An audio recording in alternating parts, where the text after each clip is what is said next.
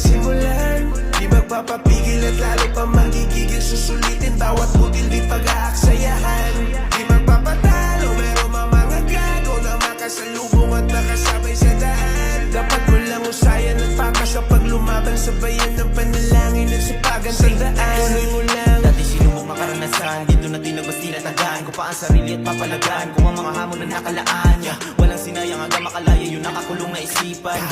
Di nang inayang na di ko ginaya yung mga mali na galawan. Dami kong gustong gawin, tuloy ang mga plano hanggang sa makarating. Kwento aking nasimulan. Di magpapapigil at lalo pa magigigil. Susulitin